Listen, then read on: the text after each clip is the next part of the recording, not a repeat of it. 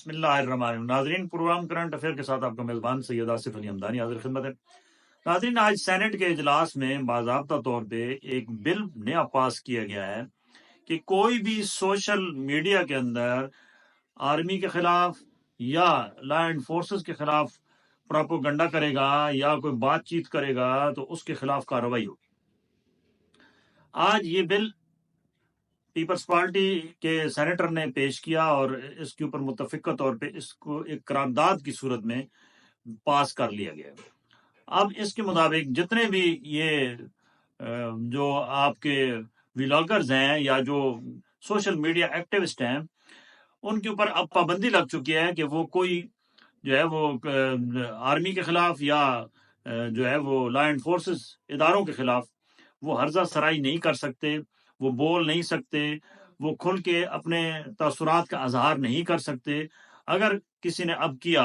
تو اس کی I D کو نہ صرف بلاک کیا جائے گا بلکہ اس کے خلاف کارروائی کی جائے گی۔ میڈیا پہ پہلی اتنی پابندیاں ہیں کہ جو جرنلسٹ حق سچ بولتا ہے یا تو اس کو اس دنیا سے اٹھوا دیا جاتا ہے اور یا اس کو ملک چھوڑنے پہ مجبور کر دیا جاتا ہے۔ بہت سارے ہمارے سینئر اینکرز مختلف جو چینلز کے اوپر آپ کو نظر آتے تھے وہ اب منظر سے غائب ہیں، بیرون ملک کچھ جا چکے ہیں اور کچھ کو چینلز سے نکال دیا گیا ہے، کیونکہ جمہوریت پاکستان کے اندر ہے نہیں، لہٰذا اب بولنے کی بھی اجازت نہیں ہے۔ اور یہ حالات مزید خراب ہوتے جا رہے ہیں کیونکہ جب آپ میڈیا کے اوپر پابندی لگاتے ہیں، جب آپ اظہار رائے پہ پابندی لگاتے ہیں تو سمجھ لیں کہ پھر اس ملک کے اندر جمہوریت کا چلنا یا حقیقی جمہوریت کا ہونا آنا بہت مشکل ہے۔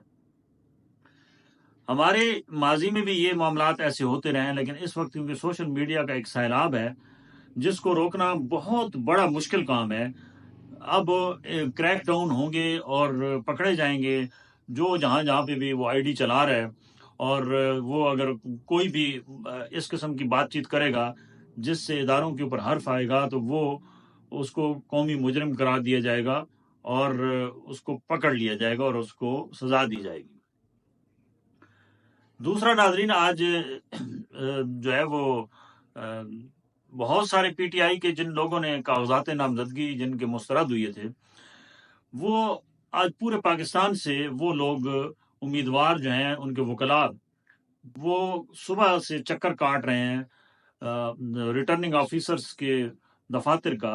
اور یہ عام شکایت کی جا رہی ہے۔ کورٹ میں بھی پی ٹی آئی کے وکلاء جا چکے ہیں، ہائی کورٹ سے بھی رجوع کر لیا گیا ہے کہ ان کے جو کاغذات پہ اعتراض ہیں وہ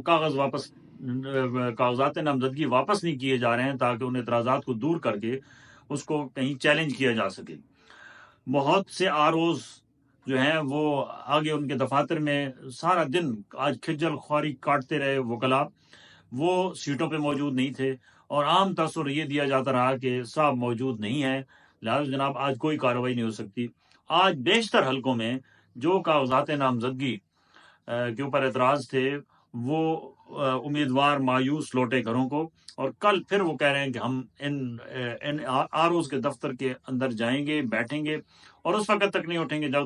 جب تک ہمارے مسترد شدہ کاغذات نامزدگی دیے نہیں جاتے۔ شکایات ہائی کورٹ، سپریم کورٹ کو پہنچائی جا رہی ہیں، الیکشن کمیشن کو پہنچائی جا رہی ہیں، لیکن لگ یہ رہا ہے کہ بالکل خاموشی ہے،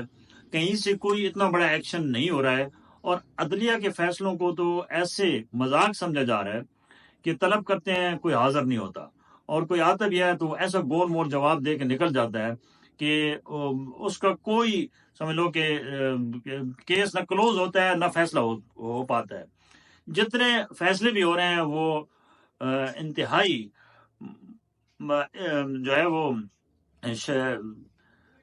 شکوک و شبہات سے بھرے ہوتے ہیں کہ اس کے اوپر نظر آ رہا ہوتا ہے کہ شاید یہ کسی دباؤ کے تحت فیصلہ دیا گیا ہے، اور وہی فیصلہ جو ہے وہ چیلنج بھی کر دیا جاتا ہے، اور یہ سلسلہ اب کیونکہ الیکشن اتنے قریب آ چکے ہیں اس کے باوجود یہ ختم ہونے کو تیار نہیں ہے۔ 1 ماہ اور ٹوٹل 6 دن رہ گئے ہیں، کیونکہ 8 فروری کو اگر مقررہ وقت پہ الیکشن ہوئی ہے